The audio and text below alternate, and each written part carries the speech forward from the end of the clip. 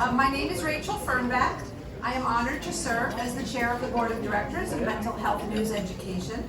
In my day job, I am the Executive Director and General Counsel of the New York State Psychiatric Association, which is a division of the American Psychiatric Association. It is my pleasure to welcome you to our 2024 Leadership Awards reception on this momentous occasion, the 25th anniversary of Mental Health News Education.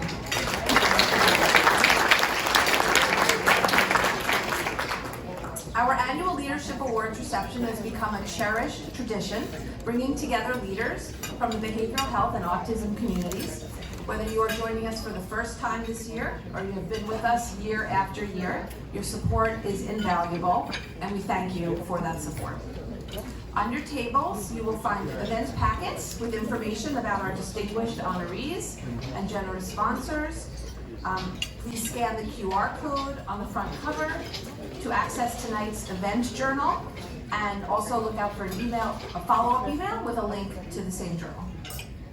We are especially grateful to this year's honorees, our stars of the evening, who we'll be hearing from shortly, and I would love to acknowledge each of them. We have Bruce Feig, Senior Health Consultant. He's the Senior Healthcare Consultant at Sachs Policy Group, and he's receiving the Healthcare Leadership Award. And then we have Rita Gardner.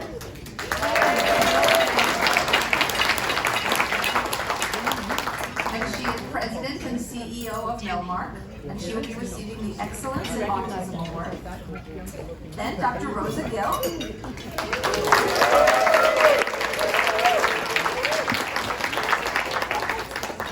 And she is President Emeritus of Comunilife, and she'll be receiving the Diversity and Community Health Leadership Award.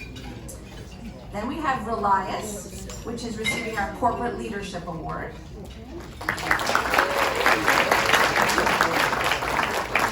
And last but not least, Harvey Rosenthal.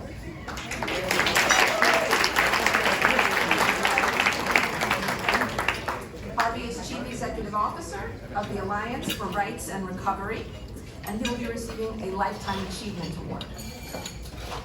We extend our heartfelt thanks to all our sponsors, with special recognition to our top-level sponsors, Melmark, our platinum sponsor, Relias and Unique People Services, our gold sponsors, and Health Management Associates, our silver sponsor. Thank you.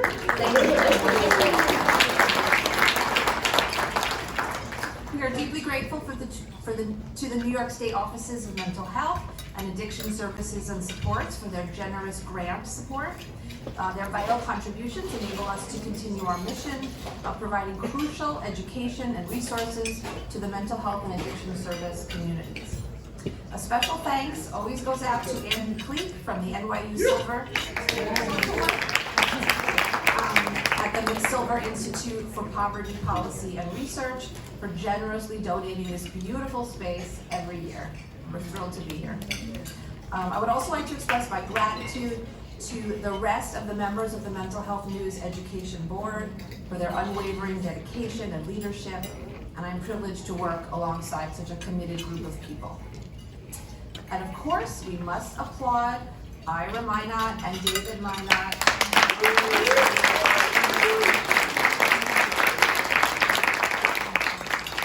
Your extraordinary efforts have brought us here tonight. Ira, your vision, there you are. Your vision 25 years ago to create a trusted source of education and resources for those living with mental health challenges has profoundly impacted so many lives. On behalf of the MHNE board, we cannot thank you enough for your continued guidance and leadership. So once again, welcome, and thank you for your ongoing support, and enjoy tonight's celebration. Thank you.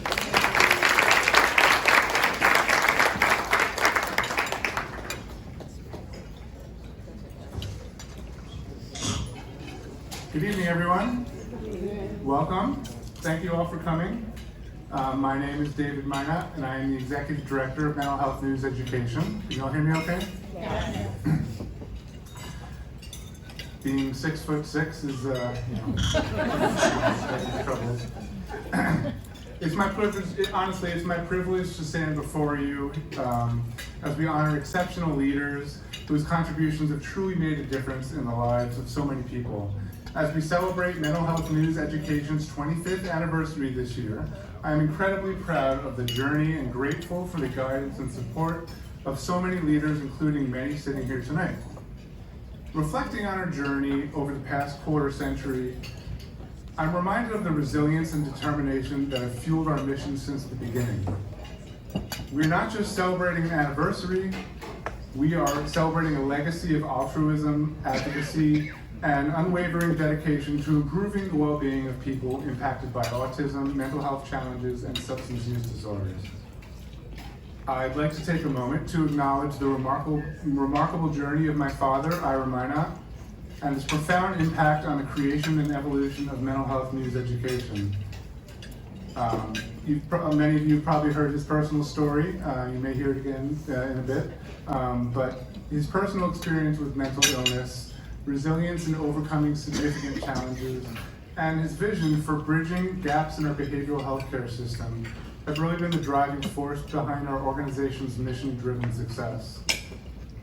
Together, partnering with dedicated leaders, professionals, and advocates in mental health, substance use disorder, and autism communities, we have built a platform that provides vital resources, education, and advocacy for those in need. Our publications, now reaching over 500,000 readers annually, continue to be a beacon of hope and a source of evidence-based information for individuals and families seeking guidance and support. Tonight, we honor those who embody the spirit of leadership, humanity, and innovation. Their contributions have not only transformed lives, but also have inspired others to join us in our mission of creating a more compassionate and inclusive world. I extend my heartfelt gratitude to all of you, our partners, contributors, and attendees for your unwavering support. Your collaboration and commitment have allowed us to amplify our impact, reach, empowering communities, and fostering positive change. So as we celebrate tonight's honorees and reflect on our collective achievements, let us recommit ourselves to the journey ahead. Together, let us continue to raise awareness, promote acceptance, and advocate for the meaningful change in the lives of those we serve, their families, and the essential direct support workers who work tirelessly to provide life-saving services to those in need. Let us also stand united in our efforts to combat stigma, discrimination, ensuring that every individual is treated with dignity, respect, and kindness. So thank you for being part of this extraordinary journey, and here's to our next 25 years of making a difference and transforming lives.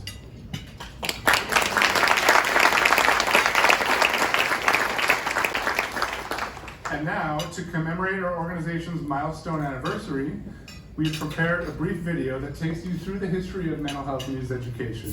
So please enjoy, and thank you again for your continued support.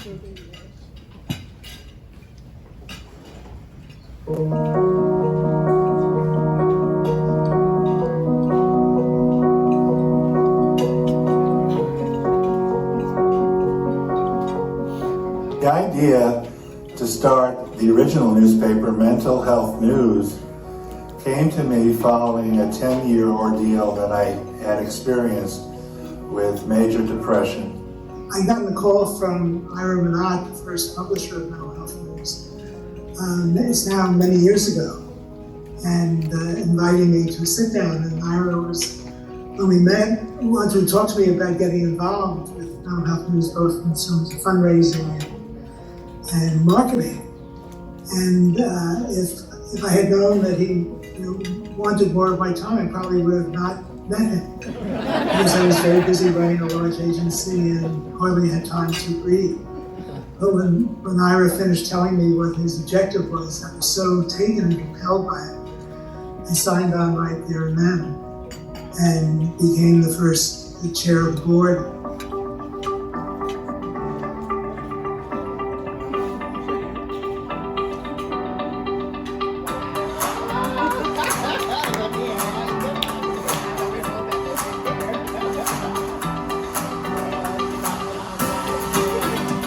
I used to actually drive around in my old beat-up car upstate New York to all the organizations in Westchester and the upper counties, dropping off bundles of the newspaper. The need for behavioral health news and autism spectrum news can't be understated. Education about these issues, mental illness, substance use disorders, autism, the educational piece of the puzzle really is the cornerstone of the systems that are in place. Hope shines on in the darkest of days, a beacon of light guiding our way, fighting the stigma, breaking the chains, giving hope and strength to those who feel the pain. Supporting mental health, addiction and autistic individuals, fighting for a better life, it's true. Coming together as a community, with love and understanding, we'll heal every heart. Shine a light, let it go, spread the message, let the whole world know we're fighting for hope, for a brighter day. Mental health news education, 25 years of support in every way.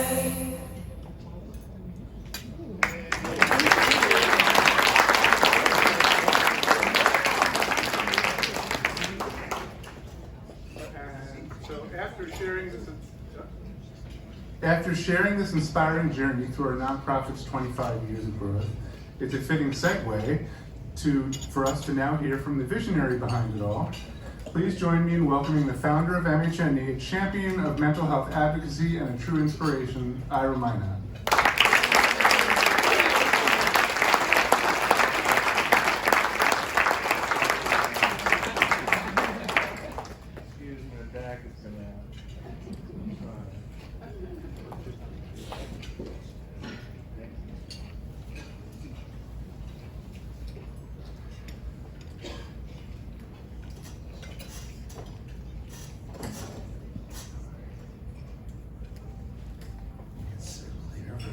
Hello, everybody. Hello. All right, what a great crowd. I said to somebody before when we were doing the schmoozing, and I said, this may not be the most ritzy event in New York, but it's the friendliest event. Yeah. Everybody knows each other. It's a great networking opportunity. Good evening and welcome to this remarkable occasion, the 25th anniversary celebration of mental health news education. How time flies. Seems like yesterday to me. It is an honor to stand before you tonight among our distinguished honorees, friends, colleagues, and advocates who have been so instrumental in shaping our organization's journey over the past quarter century. As the founder of MHNE, I am deeply grateful for the unwavering dedication of leaders like you who have tirelessly worked to make a difference in the lives of individuals facing mental illness, substance use disorders, and autism spectrum disorders. Your commitment to advocacy, education, and support have been the cornerstone of our organization. And our mission, help to build a vibrant and inclusive community. As my son David and I represent the full staff of MHNE, a father and son team of two, we are so fortunate to have the fantastic dedication and support and guidance of our fantastic board of directors. Have they already stood up, David? Oh, would all of our board members in attendance tonight take a stand and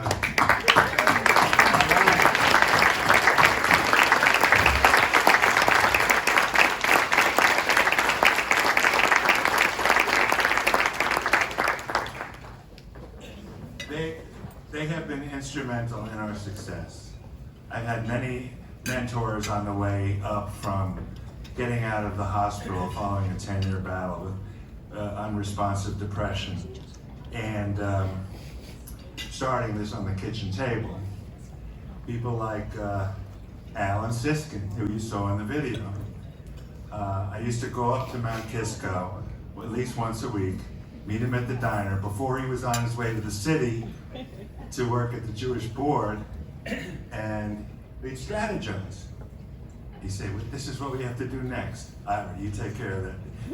He would give me homework, and I'd go home to I lived in a supportive apartment in White Plains, and things like that saved my life. You know, the safety net that I learned about in social work school, I really fell into it. And it was there. Luckily, I fell into it in Westchester because they have a vibrant amount of services. I'm truly thankful to the many contributors, mentors, and board members for your unwavering guidance, support, and belief in me in my recovery after my 10-year battle with depression. Your support will always hold a special place in my heart. Now, it is my pleasure, and I'm thrilled to introduce Dr. Ann Sullivan. Please come up here. You all know her. Excuse me, folks. I'm wearing a back brace, and my pants aren't cooperating. This is terrible. I don't mind. I could walk around in my birthday suit. Thank you, sweetheart. Come on up. Oh, God. I know, it's horrible. Thank you, sweetheart.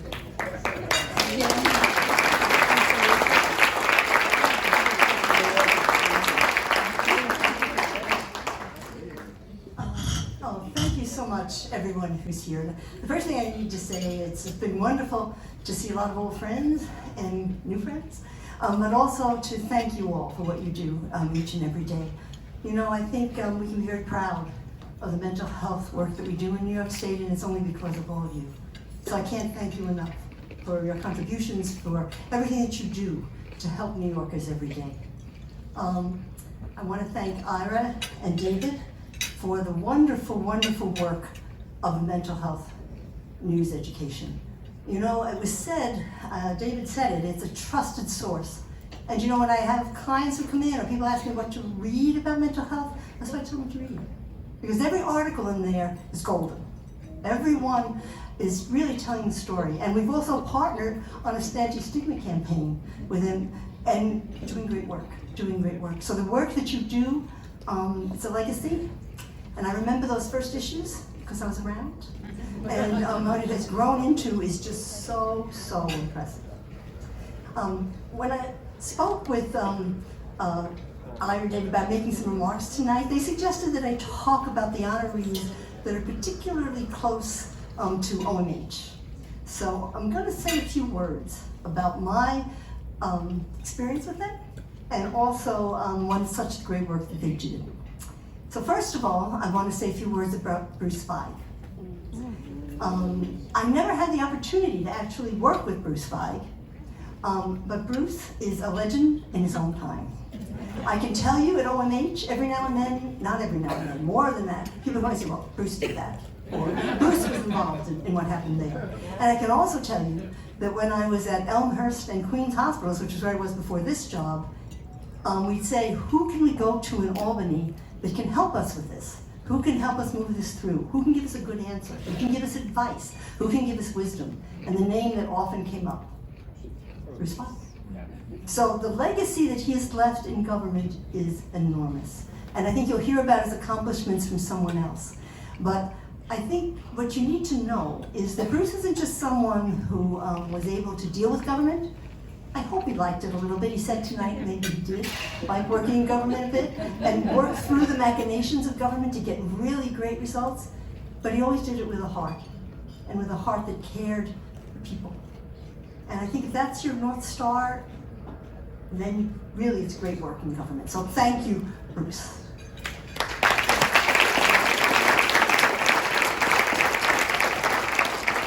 Next, I want to say a few words about Dr. Gill. Oh boy. I always say that Rosa is a force of nature. That what she has done over the years in New York is just so incredible. We first met at Health and Hospitals when I was at Queen's Health Network. And Rosa instilled in me the importance of culturally sensitive care that really works in a community and involving the community. And I don't know if you know, Rosa, but out of that and those contacts, we established those kinds of services at Elmhurst, and we're tremendously proud of them. And Rosa kept our eye on the prize with this, and she said, don't ever forget why you're here, and that you are here for the communities and you need to work with them. And I think the shining star of what you've done over the years, this tremendous work in housing, they told me 3,000, over 3,000 units of housing. But what's 3,000 units of housing? It's 3,000 lives. It's 3,000 lives that have been transformed and given the opportunity to just live and be successful and recover. And Rosa, that's how many of us can say that 3,000 lives are our legacy? So thank you. And then thank you for Life is Precious. Rosa's work with Life is Precious is unique. It's very, very special. Life is Precious is the program that works with Latina adolescents. And we all know the crisis of adolescents in our world today and the struggles that our adolescents have.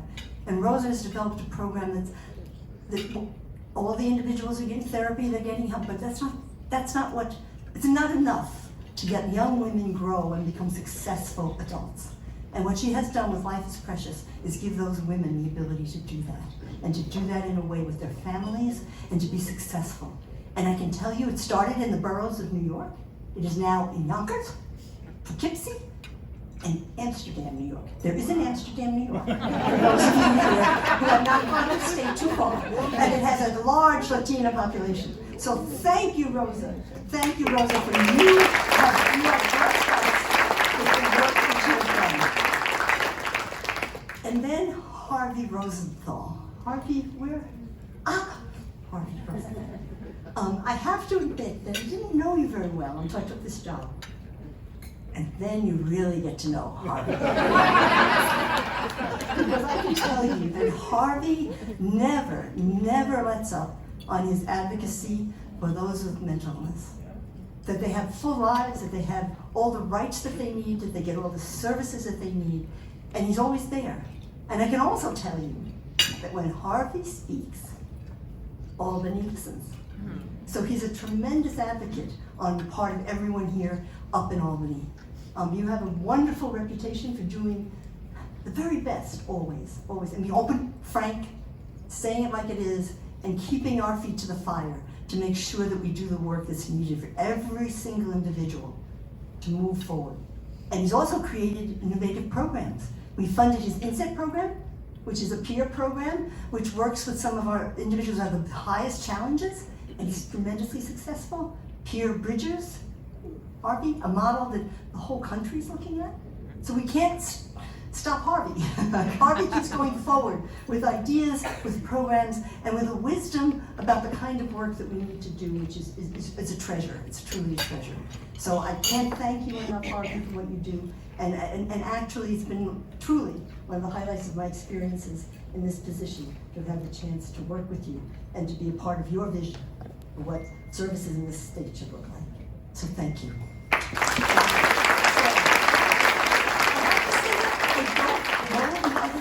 But congratulations to the other honorees, I'm sure. But I just wanted to say that New York State has been blessed with the wisdom, with the dedication, the enthusiasm of so many people who have made a difference in the lives of thousands and thousands of New Yorkers. But these three people in particular, I think, are very, very special and have really dedicated their lives to being there for those thousands of New Yorkers. And on behalf of the governor, on behalf of myself, and on behalf, I think, of those thousands of New Yorkers, thank you.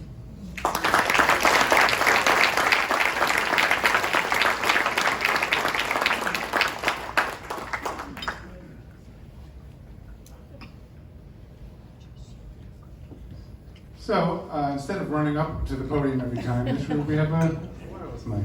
Presenting our first award of the evening, please welcome Jeffrey Sachs, CEO of Sachs Policy Group.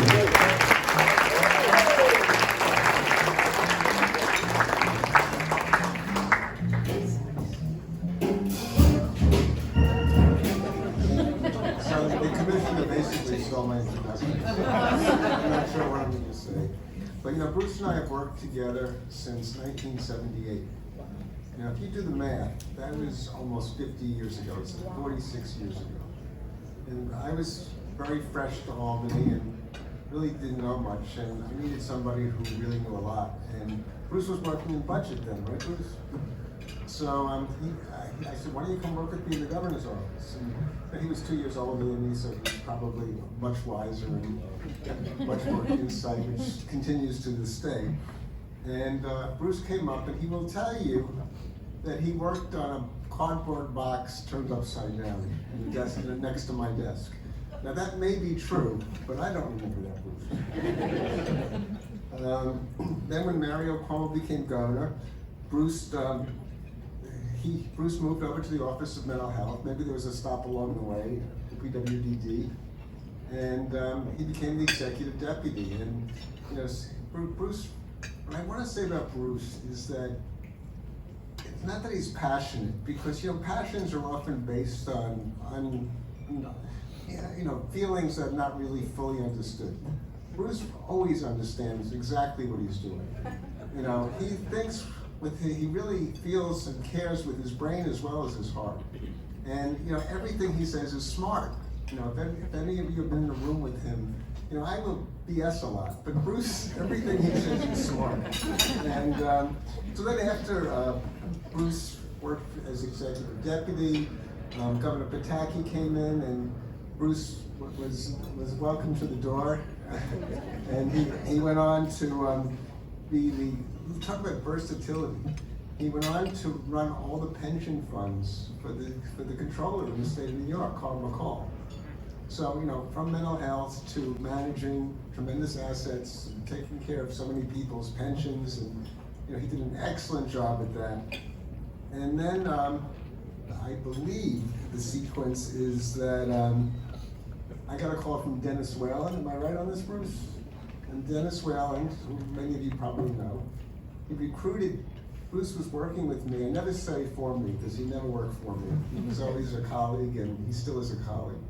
And Bruce went back to Albany to resume his position as executive deputy. Now, Bruce drove the bureaucracy pretty hard. So when he left, there were probably a lot of smiling faces. But when he came back, there was a lot of, oh no.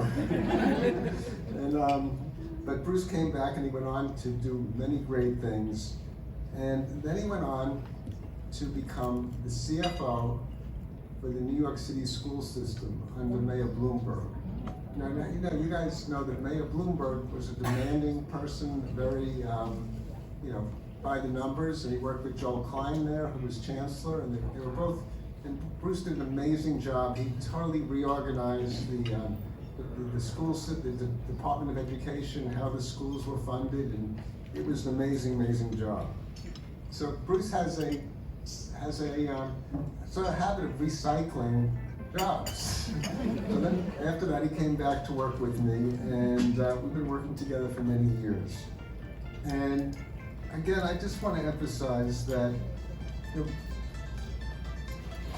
Bruce really thinks with his, feels with his brain.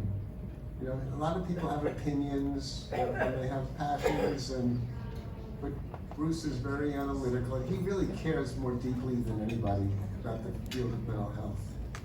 And what I find sad is, many years ago I was involved with mental health when I was in the governor's office under Governor Carey. But then I went and I was a co-founder of Help USA, and when we first set up Help USA, we thought that we would build them in such a way that they could be used to house seniors when the homeless crisis was over. But these places, the problems didn't go away. There's still more homelessness now than ever, and there's still lots of issues with people with mental illness. And but the reason we named Help One was because Mother Teresa. She said, you help one person, and then you go on to help another, and then you go on to help another. She was asked, how can you go on helping so many millions of people who are in need? And that's what Bruce has been his whole life. He's helped one and then another, and We're all very blessed to have him. And you know, these were, I thought it was a roast, so I couldn't use my original. So, Bruce, I just wish you the best, and I'm so grateful to have you in my life.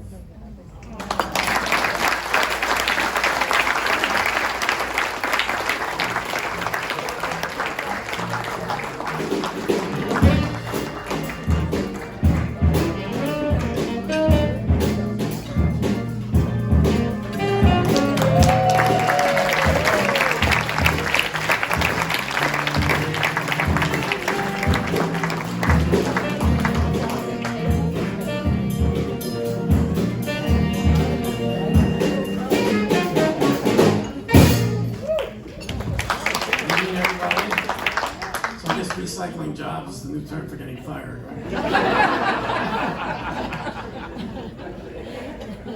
It's true, right? So it's an honor to be here tonight. I was very humbled when I was asked, or suggested I was going to get this award, and it's particularly humbling to be here with Rosa and with Harvey, who I've worked with on and off for well over 40 years, right, Rosa? You and I go back to days when we were recruiting nurses and you were developing houses. And Harvey, he's always been kind of the North Star, keeping people honest, letting people know what's really in the consumer's interests, and it's continued to today. I don't know, Rita or Relias as well, but I'm sure they're equally deserving. But to be here with those two colleagues of mine for well over 40 years is quite an honor. So when I got the call, I was asked if I'd be interested in accepting this award, which of course, was a no-brainer. I said, well, what are you giving me an award for? And they said, well, we don't know, but we'll think of something. And so I guess what they thought of was a leadership award, right? And I suggested, well, how about you give me an award for Best Actor in a Supporting Role? Because, if you watch the Oscars, which I don't watch anymore, but I used to, that's always kind of the first award, and, it's, supporting actor. And I think that was apparently not considered heavy enough, so I didn't do that. But I was thinking about it, and during my time in all these various jobs that Jeff ran through, which is, I'm surprised he didn't roast me, those were nice remarks, and Commissioner Sullivan, those were really quite touching as well. But I was doing the math here, and I worked with 3 commissioners at OMH, 3 commissioners of what's now the Office of Developmental Disabilities, OPWDD. I worked for Jeff when he was a deputy secretary. I worked for other deputy secretaries who thought they worked for me, like Arlene. And I worked for Carl McCall when Carl was a state controller. I worked for Joel Klein under Mayor Bloomberg as the New York City school chancellor. I was the CFO of a federally qualified health center up in Albany. So either I got recycled a lot, or those are people I supported. And looking back on them, I never saw myself as the visionary. I mean, these were folks, who had visions for the field, and I always saw my role really as a supporting role to try to how to make the government work, how to put the pieces together, how to get the financing done. And so, I always was blessed to work with some really creative people. So that was fortunate. And how did I get to these fields? I don't have the personal experience, that I would talk about. But I was a product of the '60s, as Harvey has on his website somewhere, and ended up in Albany, and got a field placement with what was then the Department of Mental Hygiene, OPW, and OMH for one agency at that time. And my first boss in government was a woman who later became the commissioner at DD, Elin Howe. So I don't know how many of you folks here knew Elin, but Elin was a marvelous woman, and she was a mid-level bureaucrat, and I remember thinking to myself, wow, if this is what the talent is at the mid-level, imagine what it's like. And one of our functions was to go around to the state hospitals and kind of survey them before the creditors were coming in. And my first experience was a Utica Psychiatric Center. I was a young man, I really didn't know much about the field. And it was shocking. The beds were maybe, a couple of feet apart. You can't recreate the smell. And I couldn't believe I was in America, right? So there was that, and then shortly after that, the agency split, and I was one of the original employees with the what was then OMRDD. and I was assigned to try to do something about Willowbrook. I didn't know any better, right? So I was like, I'm not even 30 yet, and they asked me to do like a management by objectives was a big deal. So we had to do a MBO plan for all these developmental centers to try to reduce the census, place people in the community, give them better lives. And you can't imagine what Willowbrook was like. I mean, some of you maybe saw it, but it's conditions that you can't find today, thank goodness. And things that were motivating to say, well, these conditions shouldn't be allowed to continue. So between those experiences I had, it was in the Department of Hygiene and then my early work at OPW, it gave me some motivation. But one of the things I realized pretty early was, money and policy drives the system. And so I, went from there to work in the Division of Budget, and I was fortunate enough to meet Jeff when he was in the executive chamber, and I went to join him and work up there. And then from there, I went in, was again fortunate enough to get some leadership roles. I was the deputy commissioner at OPW, and then went on to OMH. And looking back, I think I've had my hands in some accomplishments. I think I was a part of it. I wasn't necessarily the creative force. But housing, I always thought housing, and still think housing is the linchpin to keeping people healthy. And so we developed some of the funding mechanisms for the housing, bringing Medicaid into the DD system in particular. Was a piece I worked with Arlene's husband, Bob Norris, at the time, and Bob was instrumental in creating some of those funding streams. Then we brought Medicaid into the outpatient system and behavioral health. Many of you here remember the old COPS program, which was a good game for a while. We had the New York programs started off by making the hospitals work together, the city hospitals and the state psychiatric centers, and then evolved into the different versions of New York housing programs. We expanded the Article 28 hospital system as a part of the program that helped us reduce admissions to the state hospitals because we all felt that there was better care, better financing, to get people served in Article 28 hospitals instead of, admitted to state facilities. And then I, eventually was down here with me at Melmark and Joel Klein, and we reformed the New York City school system. I went from being separate districts to being, school-based financing under the control of the mayor, which they still fight every 2 years. They have to get that extended, which is bizarre that, Albany gets to tell New York City how to run its schools. And throughout this period, I always thought my focus was to look for solutions, to try to avoid the information coming up from staff. I used to get out in the field a lot, try to visit the programs. I think there's nothing better than talking to individuals who are getting services, staff that are running the services, providers that are providing the services. And then, trusting your staff to make decisions. I was a decent manager, but I think, a lot of being a decent manager is to have the right people and to let them do what they're supposed to do. So here we are, and you can't go anywhere. You can't see the psych centers like I saw at Utica Psychiatric Center. You can't see Willowbrook anymore, thank goodness. Art Webb was not here, was instrumental in closing that developmental center.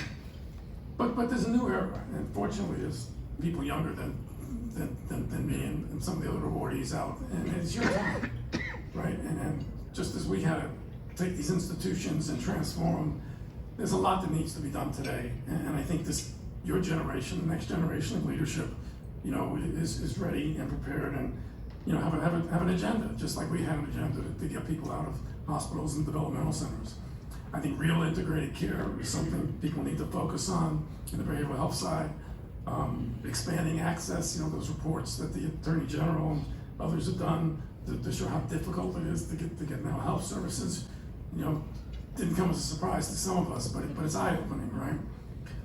There are populations that need to be outreached to, folks that are in prison, folks that are homeless. The regulations, they need to be fixed.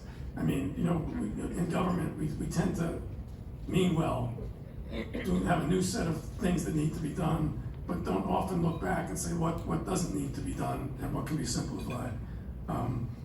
Again, housing, the more we can do, the better. It's endless, right? Everybody has trouble getting housing, whether you're whatever version of poor person you are, but the more we can do, the better. Managed care, came in with a promise, but you all know the challenges. There's too many plans. Plans oftentimes, don't grasp the interrelationship between behavioral health, And so working with the managed care plans, it is something, it's the world we're in, and ideally it would provide more flexibility. And then recently, the workforce challenges are immense. And in addition to finding staff, trying to get the state education department to deal with some of these scope of practice issues is just a continuing frustration that we need to not get frustrated by. In the DD side, the best description I have, it was one of our providers we're working with, said it's a silent crisis. We're stuck in the system, the funding is inadequate, but nothing's hitting the newspapers, so it's not necessarily getting the attention. I mean, we saw what's happened in mental health. The governor has been really, supportive of the funding, and I see there's an RFP every week that you guys are trying to keep up with. But, it makes a difference, right? And part of what drove that is a public recognition that there's a need. And I think in the IDD side, the providers are doing such a decent job of keeping things running that it hasn't reached that stage where solutions are being thought of as needing to be as critical. And they need to look at some person-centered models. I think if you look at the IDD system now, it's the same models of care that we put in place when we took Willowbrook down. It's group homes, it's structured day programming. Now the growth of person-centered services of self-direction, is a step in the right direction.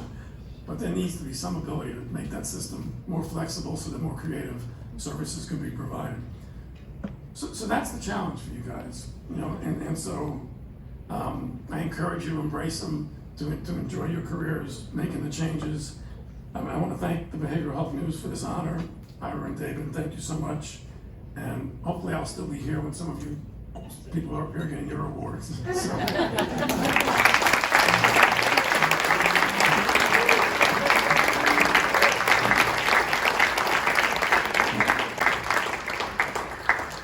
Present our next award, please welcome Frank Bird, Executive Vice President of Clinical Services at Melmark.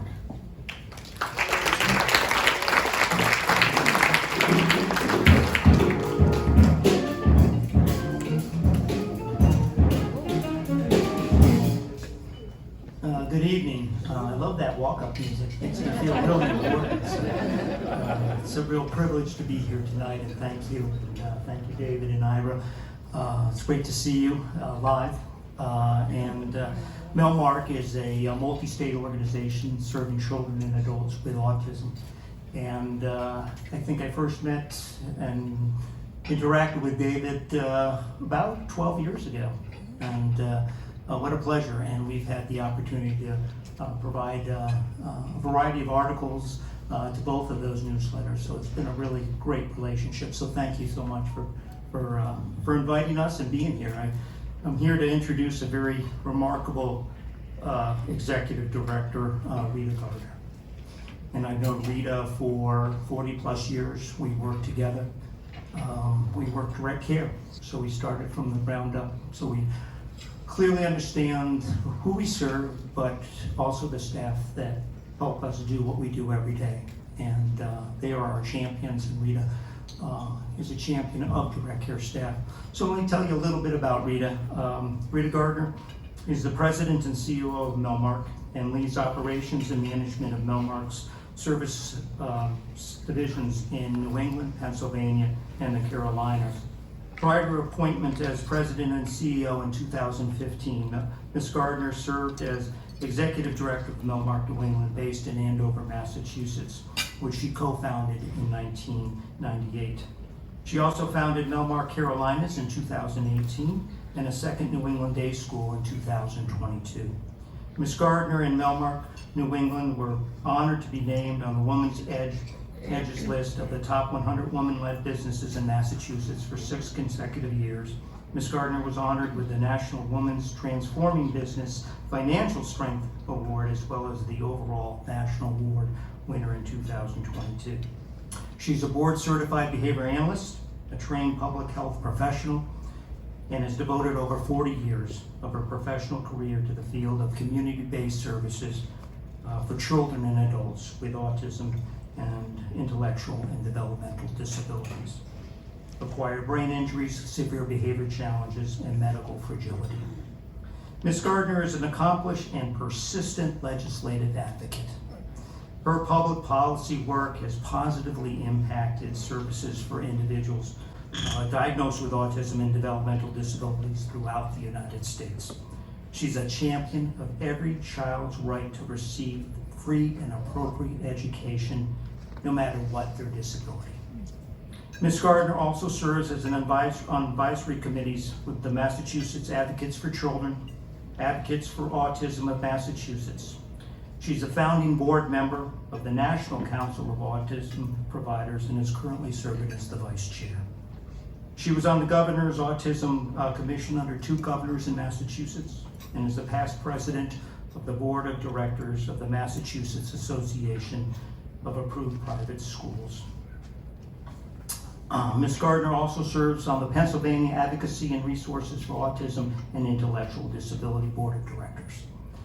Ms. Gardner has co-authored numerous books, written book chapters and peer-reviewed articles for professional journals, and made several presentations on topics including women's leadership, women in behavioral analysis, program expansion, organizational behavior management, special education, adult services, and board development.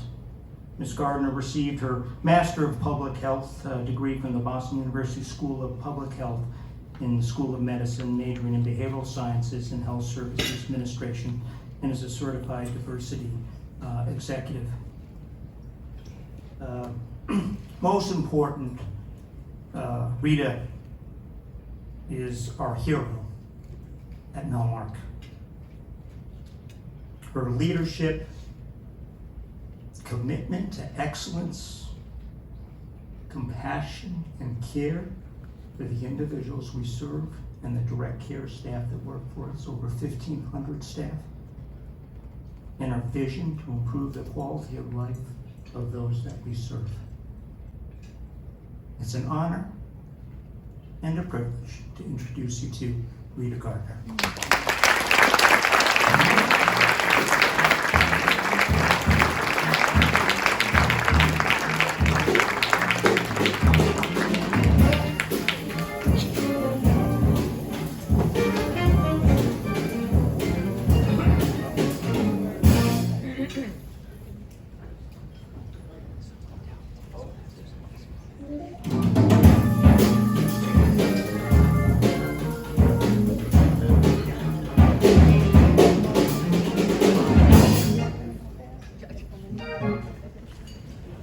Thank you for that beautiful, I hate public speaking, so I'm shaking.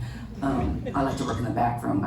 Similar to Bruce, I like to think I just keep things going behind the scenes. So I first want to take a moment to congratulate David and Ira on this amazing newsletter, resources for families. I think about the families 25 years ago who had absolutely no help, had nowhere to turn, no information to find, whether it was a brother or a sister, son or daughter. Just so important, the work that we do and the dissemination of really fast research that's coming out and getting it out to families and educators and professionals so quickly is just really impressive. So thank you for helping do that and let us join you in that. So I first want to thank Mental Health News for this award. And for this important work that they do with the autism and intellectual disabilities community. Our community, particularly the one that Melmark serves, is often the one that has no voice. We serve profound and complex disabilities. Children who arrive at Melmark or adults who arrive at Melmark have often failed 6 to 7 other programs, often nonverbal, and their parents are elbow to elbow with them. They don't have the time to advocate because they're taking care of their loved one, and it's really critical work. The award represents really the work of over 1,500 employees across 3 states who serve children and adults in over 50 programs from, right now we serve children and adults from 12 states every single day, 24 hours a day, 7 days a week, 365 days a year. I always say people running services for profound disabilities is not for the faint of heart, and certainly was not during COVID. Throughout my life and career, similar to other folks, I came from a family where it was really important to make a difference in your community. My neighbor who shared our backyard was profoundly disabled back in the 1960s, one of the few individuals who was not institutionalized. She was blind, she was medically disabled, she was autistic, and she was fresh. She was a very good biter. I have permanent scars from her. And we fell in love with her. To my 13 siblings, she was just one of the gang. And so throughout my career, I've always looked to do better. And so what we look at is the individuals we serve are often not valued by society. They don't vote. Well, maybe some of them are going to vote, but they don't vote. They don't necessarily then have the opportunity to contribute taxes to the tax rolls. And yet we want to value them. We want to see them as individuals and let them have choices. I have thrived on the idea that the work our employees done, our teams, our leadership, actually elevates people to live their best lives. That what we do for them, the services we provide, allows them to have a life well lived. I think we're at a critical juncture. We are experiencing in the DD system a national crisis of workforce like nothing we have ever seen. I think it's due to consolidation, downsizing during COVID, the lack of continued pay equity, and our providers of care, our direct service providers, and really the around-the-clock care that many complex individuals with profound autism need. I'm often asked, how can we get a Melmark in every state? And just realistically, that is never going to happen.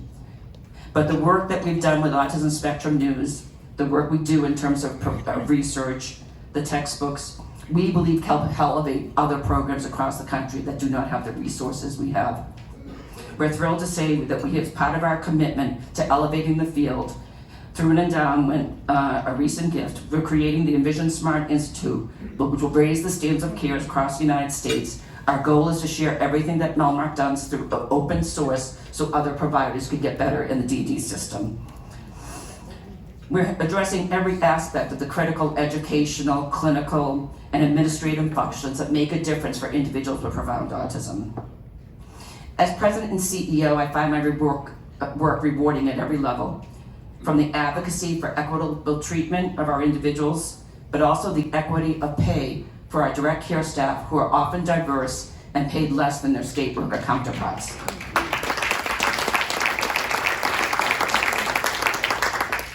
As someone who started in direct services and worked 3 jobs to put themselves through college, I know what education can do to elevate someone. We must absolutely raise the field. As the workforce has become more diverse, the pay equity has stalled, and we need to make sure we recognize the life-saving work of our direct support professionals.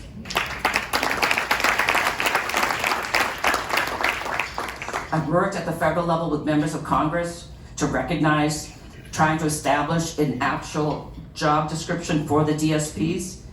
We really want to see our individuals thrive, but without our staff, they don't, and we need to make sure it occurs. I've always believed that someone needs access to a quality education. I know from my 14 siblings, who are the children of a janitor, all first-generation college, it changed our lives. So I believe that free and appropriate public education should not just be in the Northeast. We founded Melmark Carolinas because 2 former staff of Melmark, New England, let us know that when they were doing their doctorate, they found that the children who were profoundly disabled, often children who are diverse, over 1,100 children were on what's called homebound instruction. And I said, well, I don't understand what homebound instruction is. And they said, well, you get 2 hours a week of tutoring. And so we went into the Carolinas with their first approved private special education school and brought both North and South Carolina to address the needs of diverse individuals who are on homebound instruction. That fuels my passion. Seeing a child who's been at home come in and within weeks start to do education and their behaviors become less and less, and seeing families who the first time could actually sit at dinner with the rest of their children. It's a profound difference. While the awards are nice, they're fueled by the clinical work of our team. I want to thank some of our clinical staff and members of our administration here, and the director of our board, Garrett Kirk, and his wife, Clay. One of the reasons I became interested in the administrative and policy side was because I worked with individuals coming out of the institutions and out of Judge Rotenberg, where we faded shock the minute they left the institution. And so I think some of you have heard that in the national news. What I knew was I was always worried as a clinician, was I good enough? And I actually worked with Frank Bird, who's considered one of the best clinicians in the United States for some very severe behaviors. And so I thought, I'm gonna worry too much whether or not my programs are good enough, but I can ask people for money for these kind of individuals. And many of my daughters will tell you I know how to ask for money. But it fuels me, the idea of bringing up a generation of clinicians and special educators who care about the most profoundly disabled in our communities. I had the luck to start this with Frank. His father was a medical missionary with a former Augustinian brother, and another woman from Portugal from a very religious family. I would say mission was built into our families. I believe as a society, we are seeing a huge lack of compassion for our fellow man. I believe we become compassionless. And yet we all know that when we give compassion to others, our own mental health gets better. And I think I look for a day that I'm grateful that everyone in this room continues to have compassion for their fellow man, that we believe we can do better. And by doing better, I think we make ourselves better in terms of that.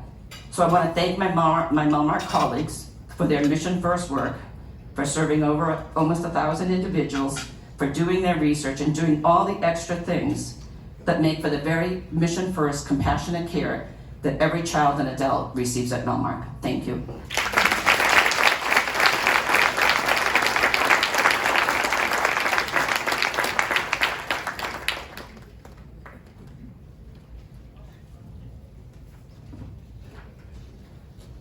Okay, for our next award presentation, please welcome Anita Appel, Senior Healthcare Consultant for Sachs Policy Group and Mental Health Community Education Board Member.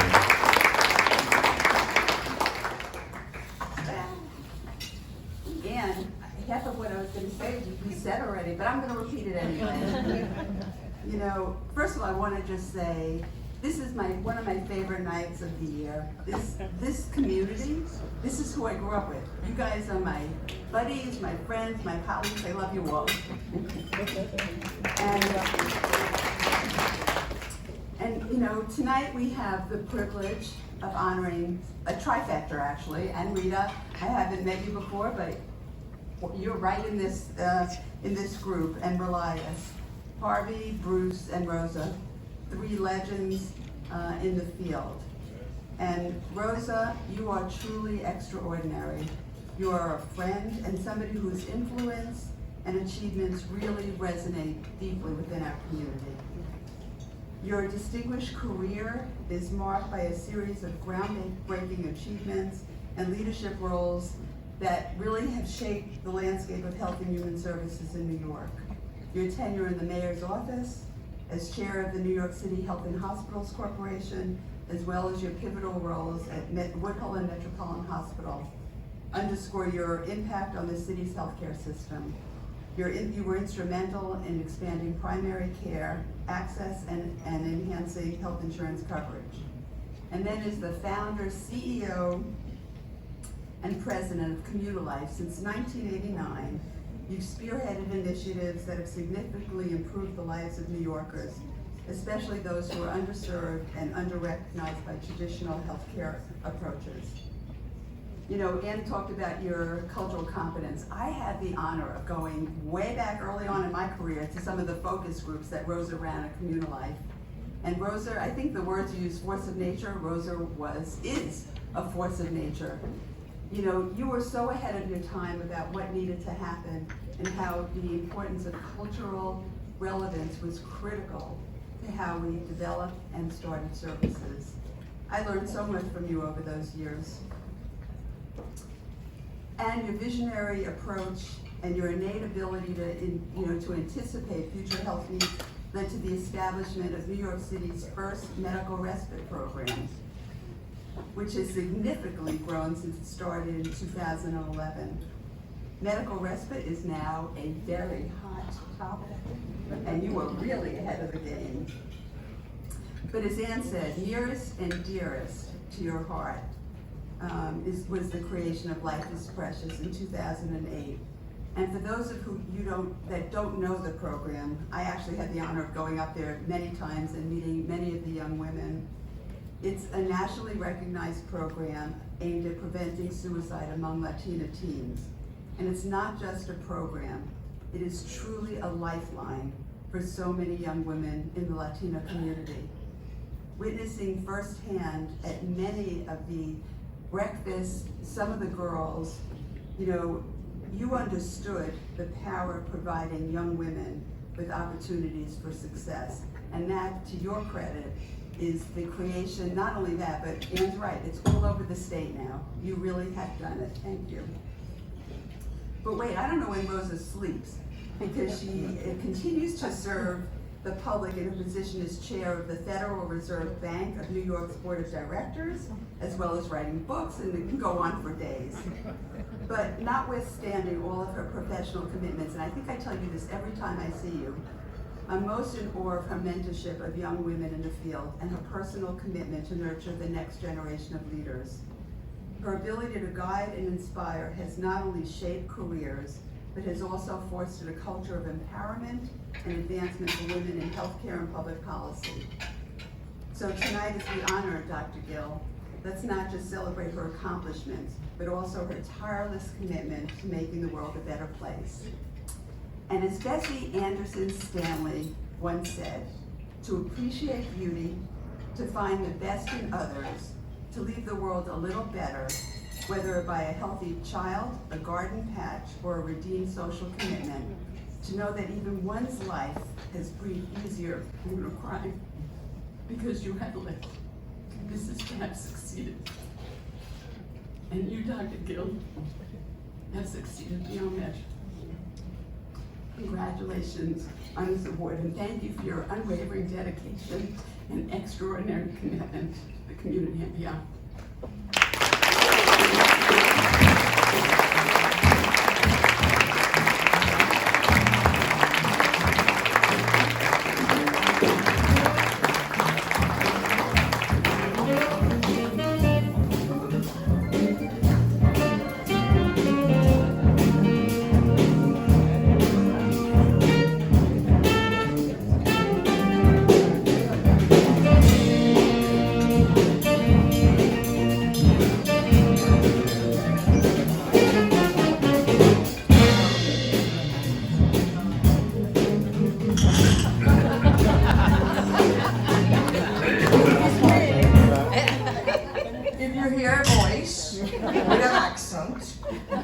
That you are hallucinating. It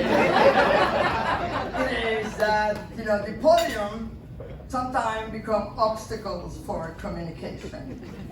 So you see, it is not only somebody who is 6'4" who has challenges, but it's for a woman who is 4'9" that we got problems with communications and podiums. Listen, thank you so much for receiving this award. It is an immense honor that really, really humbles me.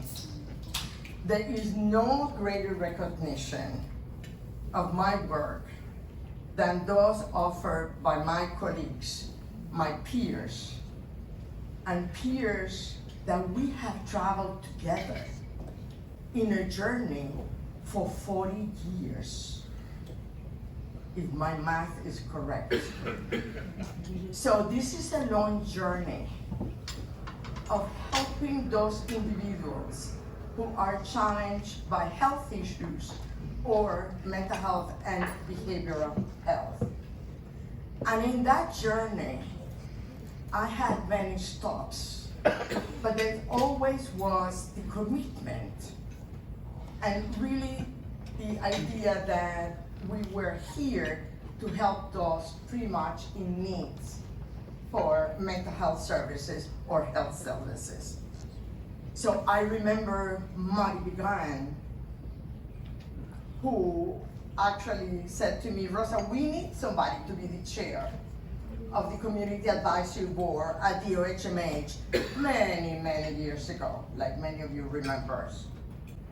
And then there was a Luis Marcos, Dr. Rojas Luis Marcos, former president of the Health and Hospital Corporation, who really twisted a little bit of my arm to join him at the corporation. And that began another stop in this journey for mental health. And I'll never forget Dr. Marcos's amazement when I talk about incremental policy. And that's what we have in this country. And if I think of policy for the mentally ill, then I think that this is an incremental policy. See, I come from a country where we believe in revolutions, like the Cuban Revolution. So I have been exposed to what a revolution is. But I know that, for example, when I think about where we were 40 years ago in mental health, I'm not too sure that we have really worked and that we have made that much changes. We have, and tremendous changes have occurred, but also we have taken step backs. And that's the quality of incrementalism in this country of our policy. So, from Health and Hospital Corporation, then I ended up in City Hall. Those were critical years, difficult years. In between, I did a stop, I think, in HRA as Executive Commissioner for Family and Children. And I'll never forget those years where I got a call at 5 o'clock in the morning with the death of a child in the city of New York who was under the care of the city of New York. And that I knew that day was a hell of a day for me, because we have lost one child in New York City that we could have done something to prevent that death, and we didn't. And in City Hall, I remember those days working with former commissioner to develop the managed care, Barbara DeBono.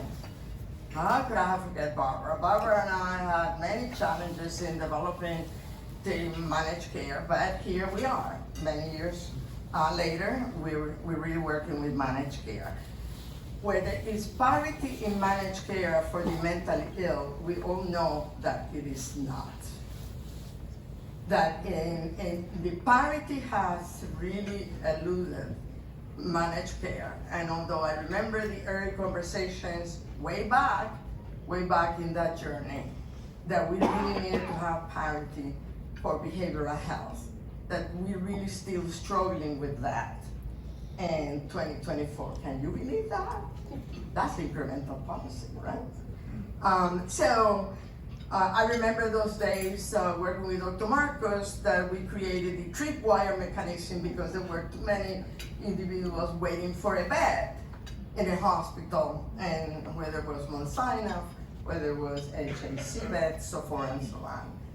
So if I keep on thinking of the different stops, I remember those days where basically a group of us decided to create the Association of Hispanic Mental Health Professionals, because we saw, again, it's not only parity issue about mental illness, but there is equity that I have seen through this journey of 40 years, the lack of equity for mental health services, behavioral health services, for underserved community, Black and Hispanics.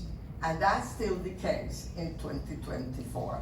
We're making struggle, we continue to fight for it, but still there. But we never give up, right? So in this journey together, because we all work together, I remember working with Bruce and many of those you in this room. So basically, the work never stopped, because basically it's not a revolution. So basically it's really struggling 3 steps further, where we feel great for what we have accomplished, and then something else happened that we lose what we gain. And that's the fight that we all in this room have to be prepared for. That this will continue to be a fight for those individuals who are really struggling with behavioral health issues. Yes, indeed. I am proud, delighted that we have been able to create 3,000 units of housing for the mentally ill. And we have a distinguished architect here, Alice Gordon, who helped me at Comunilife to create El Borinquen residence, which has all the qualities of how Latinos are able to enjoy their home. And there's no mental health. There's no mental health, basically, without a home. And I think Bruce, you said it correctly, is I have seen the tragedy of those individuals who have been homeless. And therefore, the fight has to continue. We have to continue to work toward improving the housing for those who are really mentally ill or living with HIV like we do at Comunilife. But that's not enough. Because when you look at the data about these issues and you talk about social determinants of health, we don't really talk about poverty. We talk about housing, we talk about food, but then I took that issue as I was the chair of the board of directors of the Federal Reserve Board at the bank. Because there's no economic development without healthy communities. So talking there basically is the issue, what is it that Puerto Rico doesn't get the same economic development issues that we get here in New York City. So you get it. I mean, my journey has been a journey of whatever my stock was. I forgot about CUNY. Yeah, I mean, those were fun years. Because that was the fight to create a physician assistant program to have, because we were pretty much aware 20 years ago of the workforce issue. Hey Bruce, yes, I went to see you 40 years ago because I identified 400 nurses who were legally in this country, who were from Latin America and were from Asia. And we were able to develop a program to help those nurses, who today are nurses, they passed the NCLEX, and Bruce helped me to get them to do practice, as well as Dr. Marcos at HAC, for them to practice and become aware how to work in hospitals in the United States. Yes, we do have a workforce issue, but we also have physicians and we have other individuals, as those individuals coming from other lands, who perhaps can be helpful to us in the challenges of workforce. So, I do really, I want to thank you to all of you for coming here tonight. I'm seeing colleagues that I haven't seen in a while. And if you think about it, communication and seeing each other is critical for the work that we do. And I know that our calendars keep us away, but it's just really refreshing to be able to see all my colleagues. We were partners in crime doing those stops that I mentioned. But basically, no matter what, we are here because we are committed. We are really committed to continue the fight to improve the lives of behavioral health individuals. Last but not least, congratulations to all the honorees tonight. Especially, I just want to say, Bruce and Harvey. For decades, we have worked together and made the life of others better. But you two, you both have really made great contributions to the lives of people living with behavioral health challenges. And my heartfelt gratitude to the Mental Health News Education for this award. Thank you so much.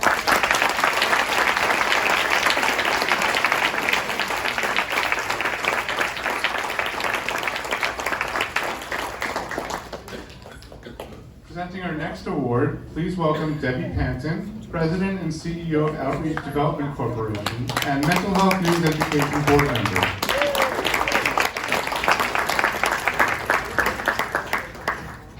Good afternoon, everyone. Dr. Beall, well said. Well said. You were talking and I was reflecting, being back in the classroom at you, during my social work school years, and I have to tell you, you sound the same, vibrant as usual. It's just great. Good evening, everyone, and congratulations to all of the honorees. It is truly my pleasure to be here among you all to celebrate tonight's extraordinary honorees and leaders in the behavioral health field. I am honored to introduce our next awardee, Relias. Relias is a leading provider of workforce, and we talked about workforce earlier and throughout the night, workforce education and enablement solutions, empowering healthcare and human organizations and their staff with integrated tools and best-in-class learning content.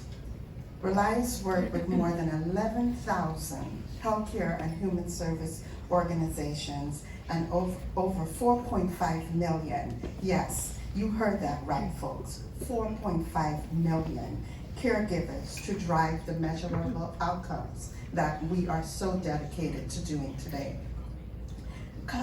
Customers use Relias solutions to attract and retain talent, elevate care quality, and reduce risk with our technology, services, community, and expertise. The Relias family of brands, Nurse.com, the Wound Care Education Institute, Relias Academy, Free CMEs, and Relias Media Services, and Relias Medias. They service the entire healthcare community and shares a common goal of improving the life of the most vulnerable members of society and those who care for them. With workforce, one of the top challenges of the behavioral health field right now, Relias' mission is more important than ever. In recognition of their ongoing commitment to advancing healthcare through comprehensive training solutions, fostering excellence in patient care outcomes, and ensuring regulatory compliance across our industry, it is my great honor to present Relias with the 2024 Corporate Leadership Award. To accept this award on behalf of Relias, please join me in welcoming Sara Seidel Beall, make sure I said it right, Senior Product Manager of Behavioral Health, and Arlene Bridges, Senior Product Manager of IDD and the ABA at Relias. Please join me.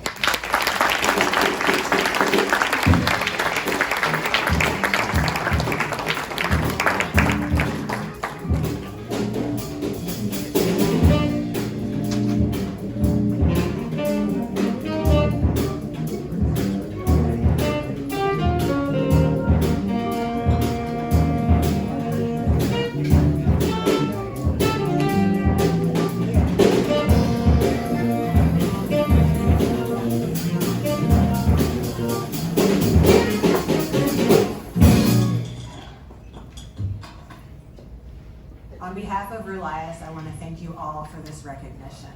And then I'm going to go off script for a minute. We are not New Yorkers, but the passion and experience in this room makes me kind of wish we were. So thank you for that.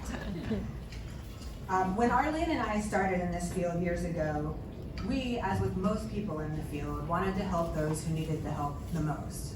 And as we went through our careers, I won't say they weren't that long compared to some of the experience in this room, but as we moved through, it became apparent that successful organizations had something in common. They supported their staff members. I've seen that passion up here of people talking about the people that they work with, the DSPs that they work with. And so that's a common thread that we recognize through our work in the field. Organizations that have a true culture of learning support staff in improving their clinical skills, learning new ways to engage and support the clients that they work with, and working towards their own goals, personal or professional goals. This is the education that keeps staff engaged and committed to an organization.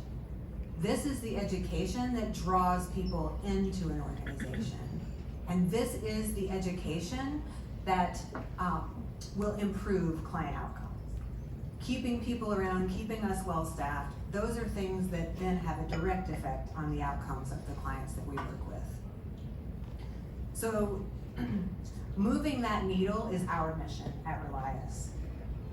We want to support the people that support the clients that we all care about. And so we must focus in on those that are caring for the most vulnerable members. I just wanted to echo what Sara said. It is just an honor to be in the presence of all this dedication and passion and expertise. It's very humbling to hear about all the amazing accomplishments that the honorees have achieved throughout their lifetime. So I can only hope that I can achieve a fraction of what you all have achieved in your lifetime. So thank you for that. Our particular function at Relias lies within our content team. And we are, Sara and I, are responsible for the content, the education that your learners and learners at organizations receive. Each course that we create requires collaboration with over a dozen individuals throughout our organization. And for courses and education that is even more complex, that list becomes even greater. This team includes, and I'm going to go through a couple of, because it is not just us, we just happen to be the face, but we have so many people who are behind the scenes who are instrumental in ensuring that we get accurate, relevant content out to our learners. So our team includes curriculum designers and writers who are subject matter experts. It includes a team of accreditation professionals that work closely with accrediting bodies and regulatory agencies. We have an amazing quality assurance team that is full of analysts and editors that look at all of our content before it goes out. We have an amazing videographer, so we have an amazing team that develops our video assets and our photo assets, which include videographer, audio specialist, we have a medical illustrator, we have a 3D illustrator, and the list just goes on. And we're really excited that this year we are currently in the process of building our very first film studio at Relias HQ. So we'll be able to, our headquarters, so we will be able to develop video assets and photo assets to enhance our training content for our learners. So we're super excited about that. There's still more. We have more people that are part of this amazing team. Field testers. We have a great group of field testers for our behavioral health accredited content to ensure that all of our accredited content has professionals that look at it before it goes out into the market to make sure that it hits the mark and it does what it is, educating what it needs to educate. And last but certainly not least, we have an amazing team of instructional designers and course developers. And what they do is they bring our writing to life through instructional design techniques, interactions, video assets, photography, that sort of thing. The passion and the commitment of all of these teams enable us to deliver content that not only meets the needs of today, but also anticipates the challenges of organizations tomorrow. We each have a really important role to play to providing the most current and accurate, relevant, and engaging content to support our clients. So from behavioral health clinicians to the peer supporters, to the BCBAs and the RBTs, to many of you, and to all the folks that are out there working directly with their most vulnerable day in and day out. So in closing, we are grateful to Mental Health News Education for this acknowledgement of our efforts. We see our recognition tonight as validation of our efforts and as celebration of the commitment to our mission that drives us every day. More than that, we are filled with a sense of responsibility. A responsibility to continue creating products that empower providers to deliver the highest level of care and ultimately to improve the outcomes for those that need it most. Thank you.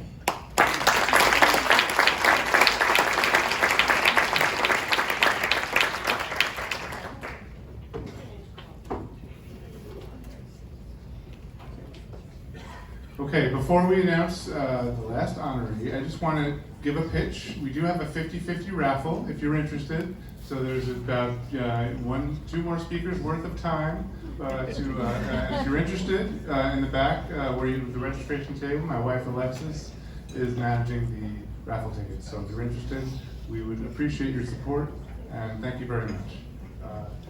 So for our final award presentation of the evening, please join me in welcoming Jeff McQueen, Executive Director of Mental Health Association of Nassau County.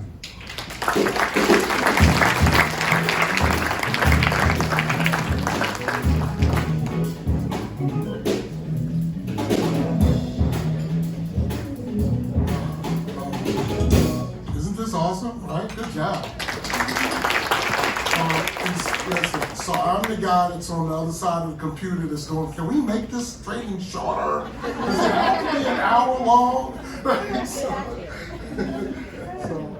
I'm glad I'm doing what I'm doing and you're doing all that other stuff, because that's a lot involved in that. I'm Jeff McQueen. I'm the Executive Director for the Mental Health Association of Nassau County. I've been in behavioral health for about 20 years, but I've been living this life of what I call lived expertise for well over 40, 50 years.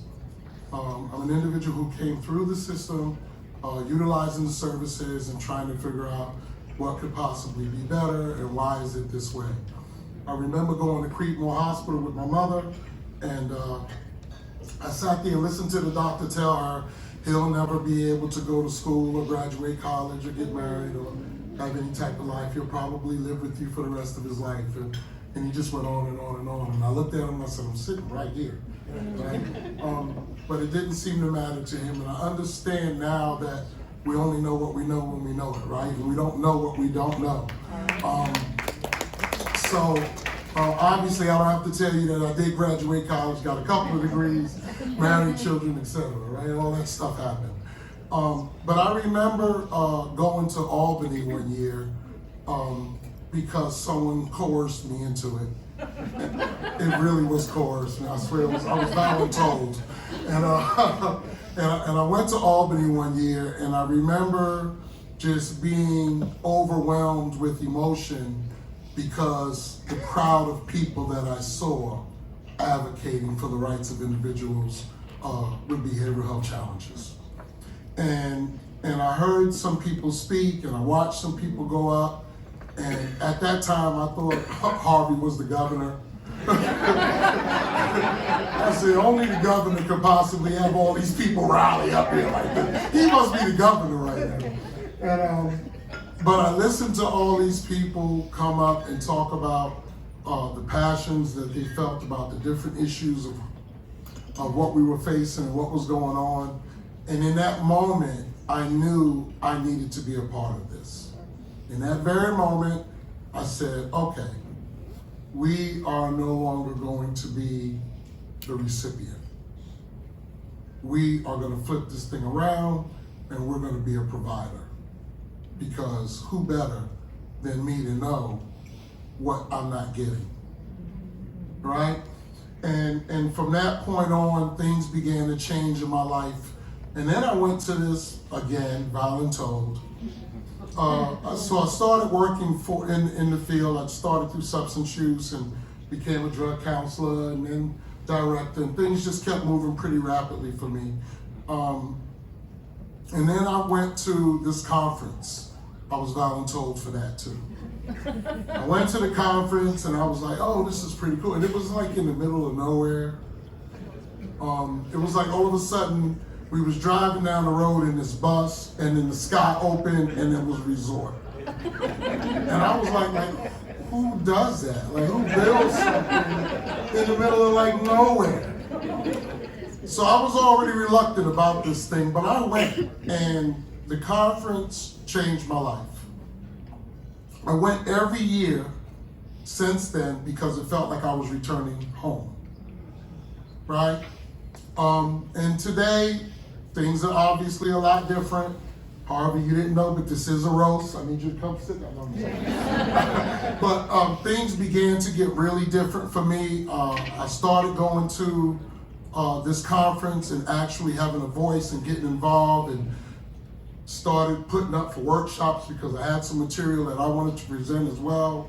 By then I became a director of a peer program in Nassau, actually at the agency I'm with right now, and got a really good personal conversation with Harvey at that point. And from then on, I was like, oh yeah, I know Harvey. You know, I felt proud to know him because his work had already preceded him. The things he was doing were already household words and words around the organizations and the people that I had been running into. And everybody kept saying, do you know Harvey? Do you know Harvey? Do you know Harvey? And finally, I was able to go, yeah, I know Harvey. Do you know Harvey? Right? And I was asked to have a seat on his board, and I was very honored and proud to do that. But I think when we talk about lifetime achievement, right? And I just want to say that either one of you that I heard tonight could be up here for the very same award. I am so proud of being a part of a system, right, that has people who care the way you do. And it's why we have change in New York the way we do, right? And that torch will continue to go on. And I guess at some point somebody's gonna look at me and be like, it's your turn. And I'll probably then run and go have a burger or something, but I will be up for the challenge. But I'm just extremely grateful to know someone like Harvey Rosenthal and to watch him in action. I remember one day, Harvey was like, do you ever sleep? And I was like, I was literally about to ask you the same thing. Like, bro, you are too old for this, right? And I don't mean too old to be doing the work, but for your mind to be so vibrant and to still be so passionate and so up to date with what really needs to happen, right? I always rated him as like in the top 5 of advocates I know in the world, right? Not in New York, but I rated him as top 5 of advocates that I know in the world. And I've been a lot of places, right? But Harvey, you rank second to none. You're a class act. The work that you do speaks for itself, but more than that, I think it's important that you know my life is what it is because of the impact you had on it. Right? I came into this system as a recipient of services. I took a position at a non-peer organization and became its first peer executive director. Right? Because you made me believe I could. Because you made me believe that I could. You convinced me that there were no limits. And that if we were going to have the change that you spoke of, I needed to become a part of it. Right? You're getting a Lifetime Achievement Award because you definitely changed lives. Come on, man.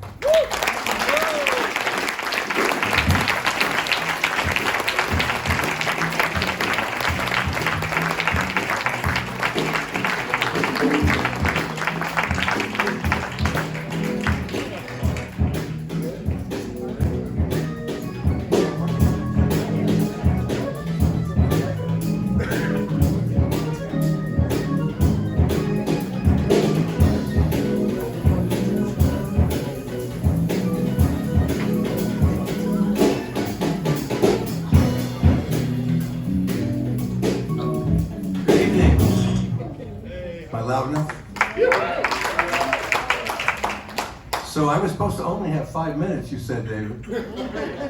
3, but everybody's going long here. I only last one, so I get to really go. So I want to begin with 3 words that are at the heart of what I do and so many of you do, and they really, I'm going to end on those 3 words, and they are love, justice, and outrage.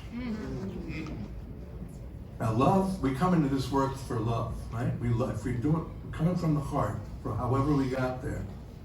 And justice is critical to what we do, more than ever now, with all the people we're dealing with the police, with jails and prisons and all of that.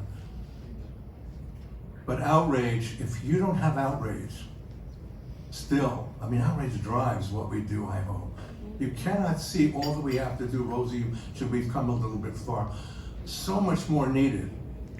And if you're not angry about what isn't there, and the suffering that people exist because we haven't gotten there yet, then that's what we're here for. We're here for outrage.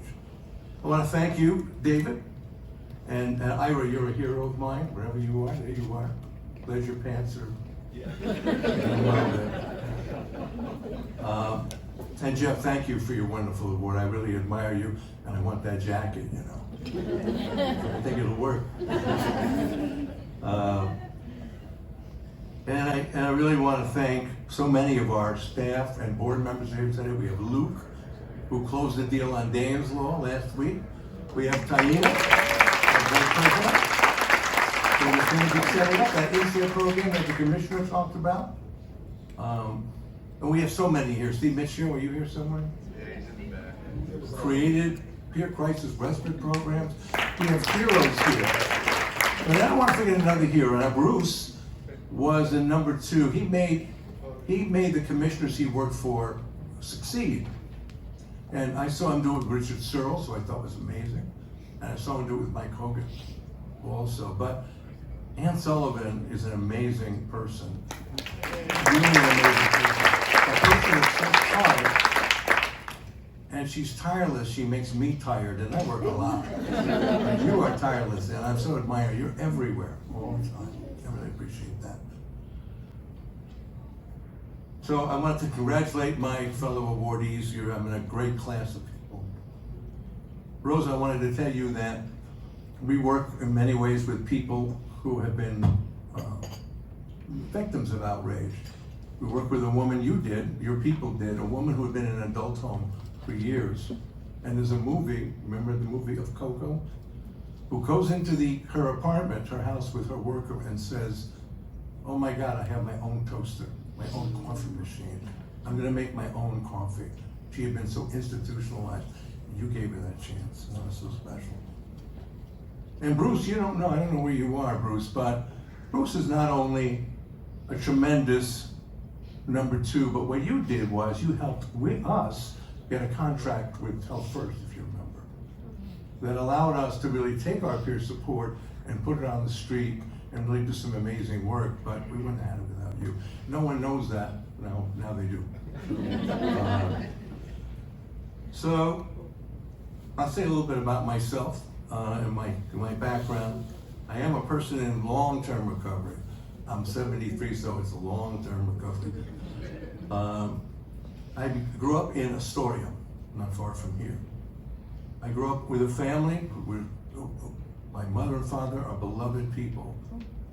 But it didn't take me long to realize that there was trouble and pain in my house. And I remember saying, there's a cloud over this house, literally, 5, 6 years old, and it's gonna come on me. And it did. My father's depression, my mother's tremendous control. And I'm not compliant, as you may know. So control and non-compliance, we had a very rough time with it. We ended very well, but we had a very tough time. And so I wound up really not having a strong sort of basis to go into the world. And the one thing that saved me was God, was my spirituality. I read the Old Testament, and God would send out these prophets and call people to action. And I wanted that. I wanted God to send me out and call people to action. And I waited, and God didn't come. I was waiting for my calling, my cause, it didn't come. Now I'm in the 60s. Here we are with the Civil Rights Movement. I should be there. It didn't come. I didn't have the confidence. I was immature. I just wasn't there for it. The Vietnam War. It didn't come. I didn't have it. We did take over the library at NYU when it was in the Bronx. Because we were trying to get ROTC off the campus. But all I remember is there was a guy with a 3-piece suit and long hair, and they said, he's with the New York Times. And I got my quote. Which, it's part of my job to do that. It was a stupid quote. I was very embarrassed. Immature. And then I became profoundly depressed. I was up in the Bronx, lived across from NYU, became progressively depressed. And when my dad found me, I was on a mattress on the ground, and that was it in the room. And I was sleeping all the time, incredibly anxious, increasingly anxious and what have you. And he took me to Mercy Hospital on Long Island. And I remember going down the hallway and my mother was crying behind me. My mother was crying, who, despite all of that, her heart was broken. And I walked down that hallway and wound up being in that hospital for 6 weeks. And they said if I was there longer, I would have had shock therapy. And I'm so glad I didn't. I didn't like the treatment. I stopped taking the medicine. And I felt like I wasn't going to accept being a mental patient and being hopeless and helpless. I was not going to accept that. So I crawled my way up to Albany, where my friends were. And I was a cab driver, a great job for me, perfect job. I was very nervous around people, and this way, I only had to talk to them for a short time. And if I didn't like them, I drove really fast. I learned about that. I then come up to Albany, I want to get into psychology, and I go to a class, abnormal psych. I remember the name of the professor. And I left about 30 minutes into it. It made me so angry. All this fascination with diagnosis and subdiagnoses, these terrible ways to carve up folks into these medical sort of diagnoses, where that was going to be the only treatment, medicine. I take medicine, I'm not against medicine. But that was all we were offering back then. Diagnosis, medication, and hospital. You know? So, I was at SUNY, I was working with community services. I had a young community service student, a young fellow with mental health issues and developmental disability. I looked him up later, he was wound up in Samaritan Hospital, Troy.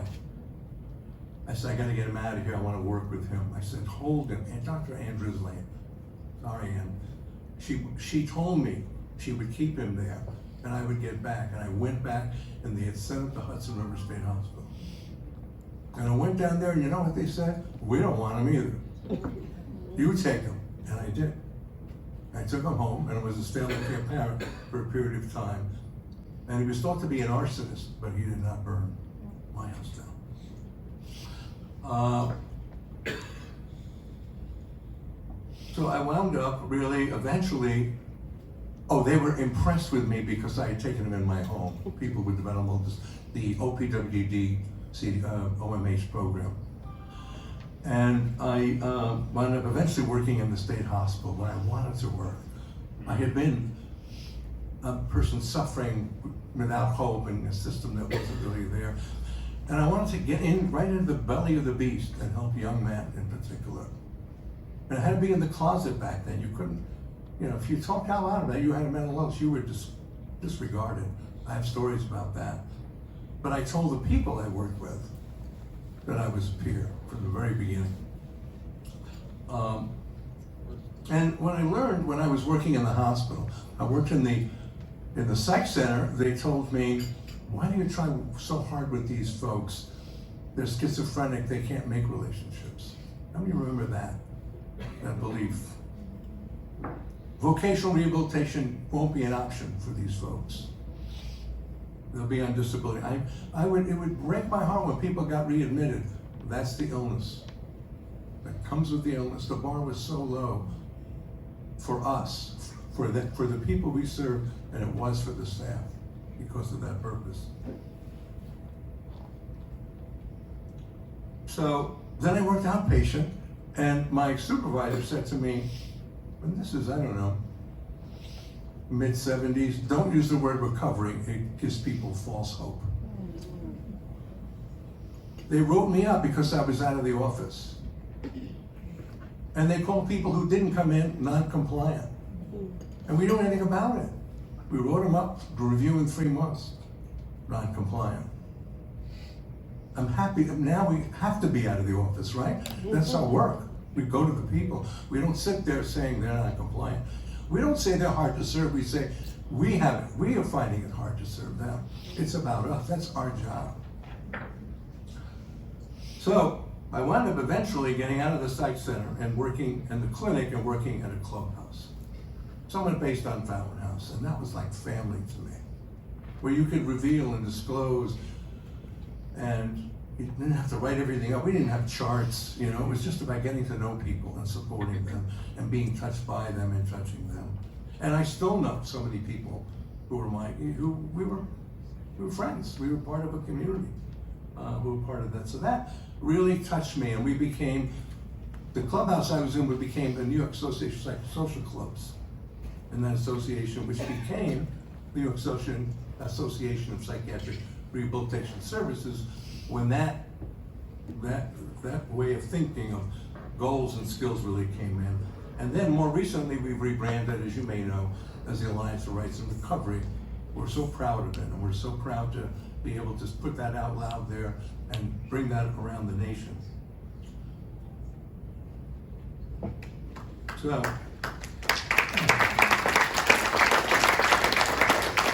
I then met Ed Knight.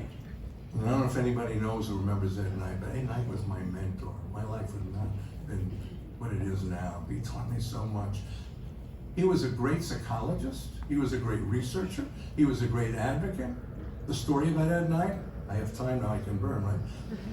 He was in a hospital in Florida, diagnosed schizophrenia, kept in the hospital.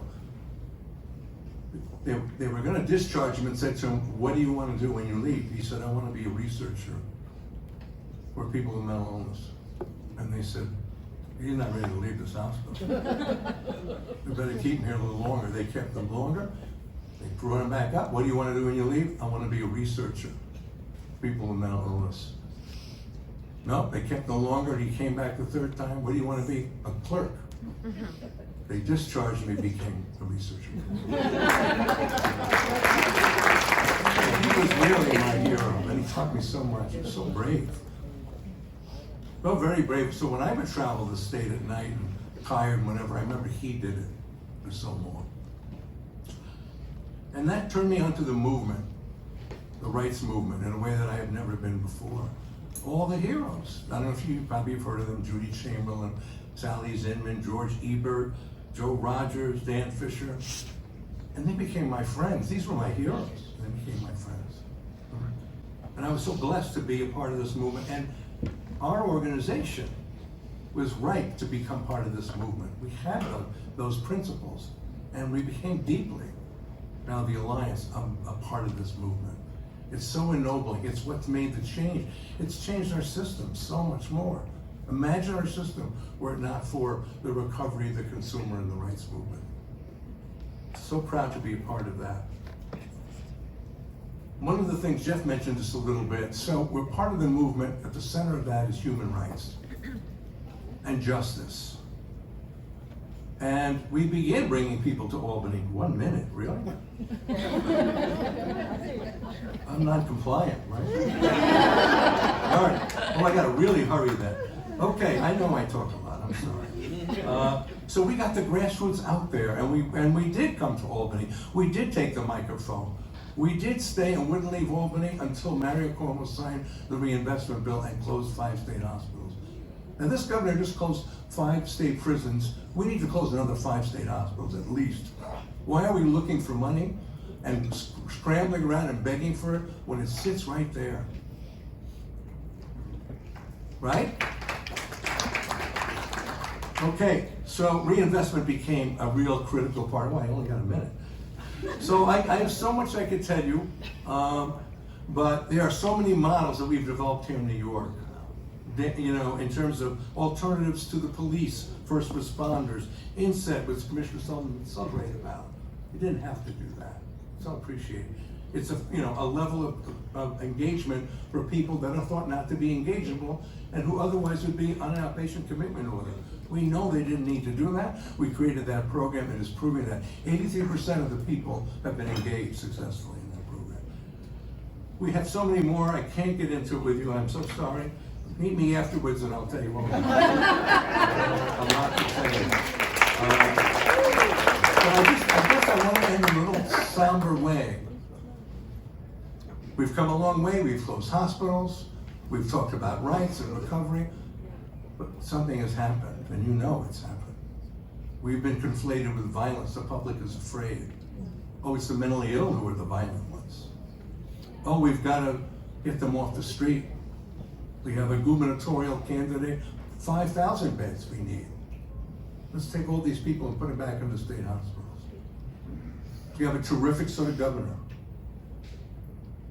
And most of her speeches have all to do with public health, but there is a line at the beginning too often that says public safety. We are not the threat, but you would not know that if you read the New York Post. Thank you, Harvey. Really? All right, let me just say, I guess my very last thing is the same thing I said earlier. Love, compassion, justice. We need your help. We need to be outraged on the street. We cannot let us go backwards. We're opening hospitals. We're screening people, everyone, for violence. We've gone back the wrong way. We need your help. Thank you.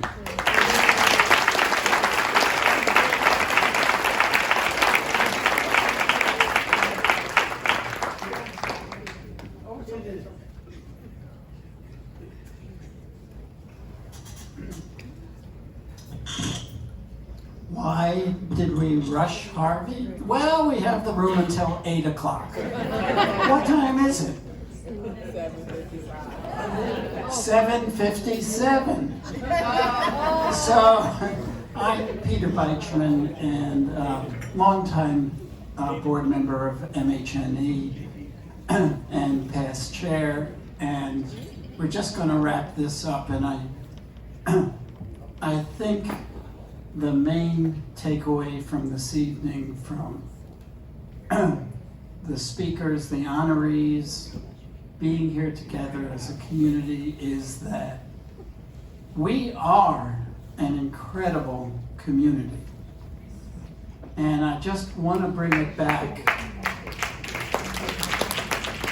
We don't have time for applause.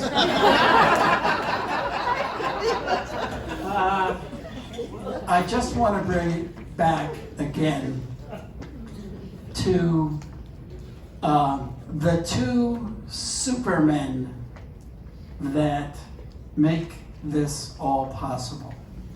To Ira, who not only had the vision, but who has followed through, who has created single-handedly, 100 issues of behavioral health and mental health news. And David, who brought us into the digital world, and David, who created a publication, Autism Spectrum News, that is, so, as you have heard, is so highly regarded throughout the autism community. So I call them Supermen, and I was going to say, if we asked them to take their shirts off, you'd see a big S on their chests. So, Ira, do not take your shirt off. Bad enough that your pants fell down. So, congratulations, super deserving honorees, and to all of us as an incredible community, incredibly committed to the work we do, and we hope we see you next year. Thanks.